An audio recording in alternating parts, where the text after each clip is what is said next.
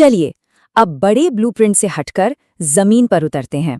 खेत में इस्तेमाल होने वाली असली स्ट्रैटेजीज की बात करते हैं, यानी इसके नट्स एंड बोल्ट्स को समझते हैं। फसल आखिर लगाई कैसे जाती है।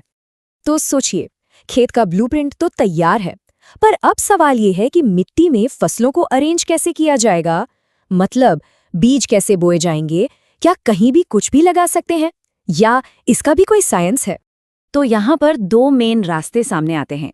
एक है मोनोक्रॉपिंग, मतलब सीजन दर सीजन एक ही फसल उगाते रहना। इससे क्या होता है, मिट्टी की सेहत खराब होती है और कीड़े मकोड़ों को भी बढ़ावा मिलता है। और दूसरा रास्ता है क्रॉप रोटेशन या फसल चक्र। यहाँ हर सीजन में फसल का टाइप बदल दिया जाता है और ये एक बहुत ही स्मार्ट तरीका है। अब इसके पीछे का लॉजिक बड़ा सिंपल और शानदार है। मान लीजिए एक साल ऐसी फसल लगाई जिससे जमीन से बहुत ज्यादा पोषक तत्व चाहिए, जैसे गेहूं, तो अगले साल ऐसी फसल लगा दी जाती है जो जमीन को पोषक तत्व वापस देती है, जैसे फलियां या दालें।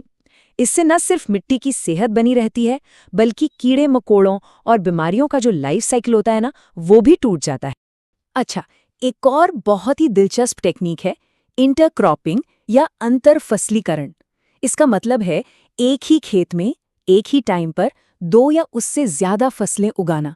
इसके भी तरीके हैं, या तो बीजों को मिक्स करके बो दिया, जिसे मिक्स्ड इंटरक्रॉपिंग कहते हैं, या फिर अलग अलग फसलों की अलग अलग पंक्तियां या रोज बना दी, जिसे रो इंटरक्रॉपिंग कहते हैं। और बात यहीं खत्म नहीं होती, और भी एडवांस्ड प्लांटिंग स्ट्रेटजीज हैं, जैसे स्टर क्रॉपिंग, जिसमें फसलों की 3 से 9 मीटर चौड़ी पट्टियां लगाई जाती हैं, या फिर रिले क्रॉपिंग। इसमें तो गजब ही है, पहली फसल कटने से पहले ही दूसरी बो दी जाती है। और सीक्वेंशियल क्रॉपिंग में एक ही साल में एक के बाद एक 2 फसलें ली जाती हैं।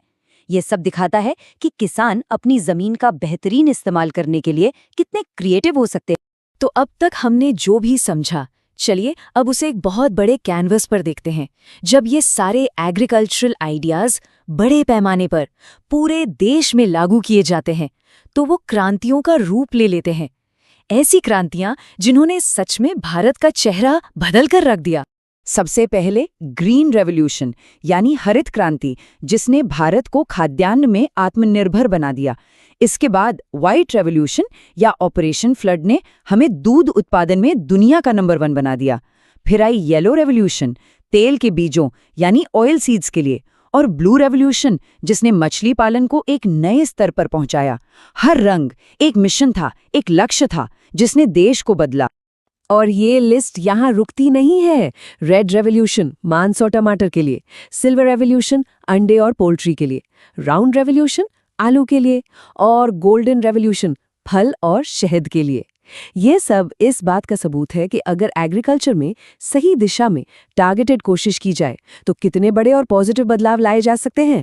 तो अगली बार जब थाली में भोजन सामने आए तो एक पल के लिए जरूर रुकिए।